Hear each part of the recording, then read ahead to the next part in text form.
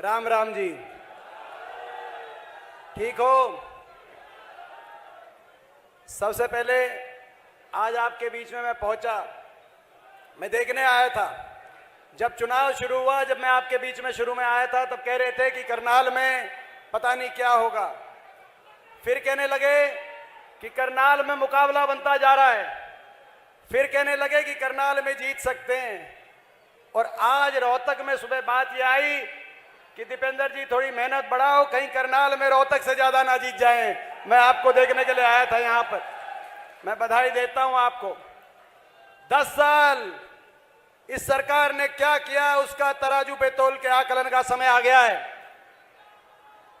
10 साल ये double engine की सरकार, ऊपर नीचे, और हरियाणा में बीजेपी जेजेपी का डबल इंजन रह गए, डब्बे छूटते चले गए।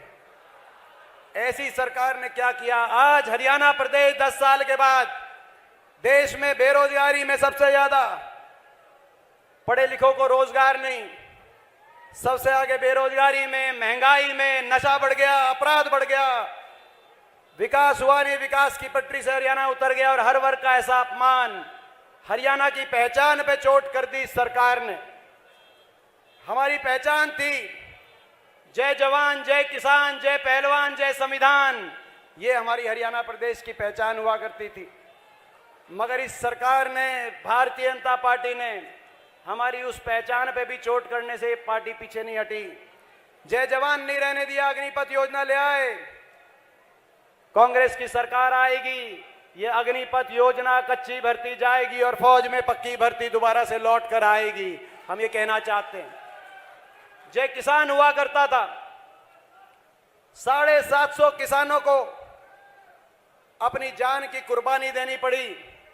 एक ऐसी सरकार साबित हुई, देश के इतिहास में काले अक्षरों में लिखा जाएगा कि ऐसी भी सरकार थी। और मैं धन्यवाद करना चाहता हूं आज विशेष तौर पे, प्रियंका जी का धन्यवाद मैं करना चाहता हूं।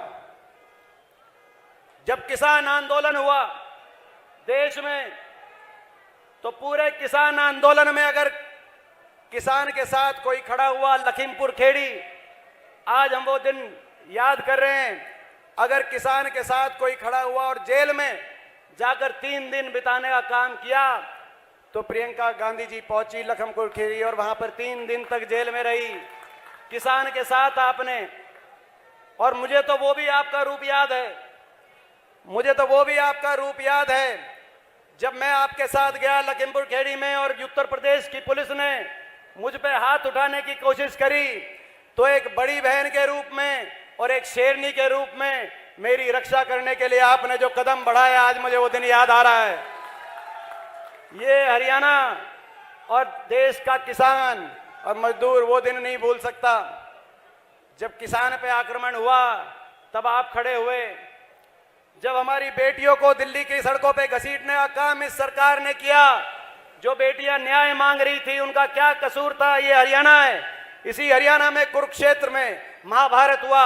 हमारी मां बेटी की इज्जत के लिए महाभारत जैसा युद्ध हुआ, ये वो हरियाणा है। हमारी बेटियों ने जब न्याय मांगा तो दिल्ली की सड़कों पे उनको घसीटने का काम इस सरकार ने किया। इतना अहंकार।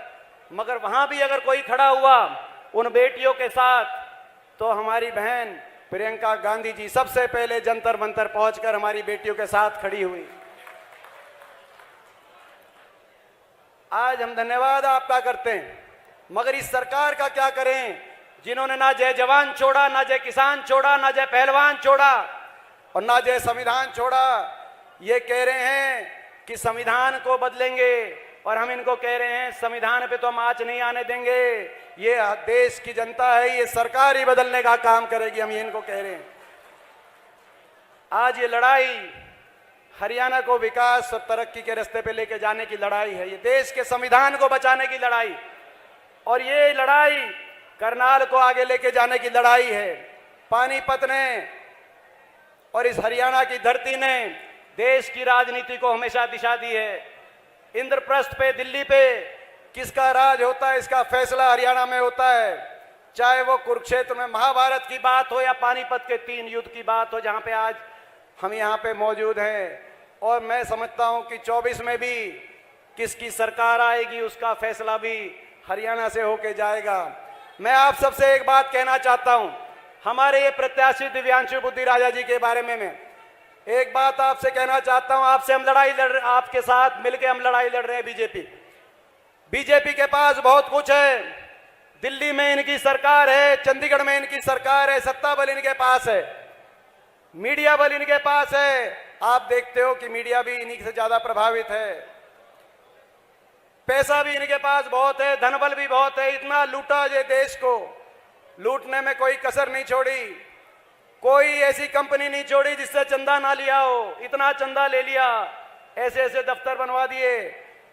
कोरोना का टीका लगवाने वाली कंपनी से भी चंदा ले लिया कि नहीं ले लिया? किस किस ने कोरोना का टीका लगवाया था? एक बार हाथ खड़ा करके बताना, कोरोना का टीका किस किस ने लगवाया था? सबने लगवाया था। मैंने भी लगवा लिया था। शुरू में मैं नहीं लगवा रहा था, लेकिन जब घर में ज्यादा दबाव बन गया तो मैंने कहा लगवाओ। अगर कोरोना के टीका में कमी नहीं थी तो बीजेपी ने 450 करोड़ का चंदा लिया क्यों? और अगर टीके में कमी थी तो आपको और हमको टीका लगवाया क्यों? ये तो ऐसी पार्टी है, इन्होंने तो किसी को नहीं छोड़ा। इनके पास सत्ता बल है, इनके पास मीडिया बल है, इनके पास धन बल है। हमारे इस कैंडिडेट के पास कुछ नहीं है, केवल आपका आशीर्वाद है। उसको देने में कसर मत छोड़ना। आज मैं आपसे यही कहने के लिए आया हूं। आपका बहुत बहुत धन्यवाद। बड़ी से बड़ी खबर, क्राइम से लेकर राजनीति तक किस नेता ने 5 साल में क्या काम कराया।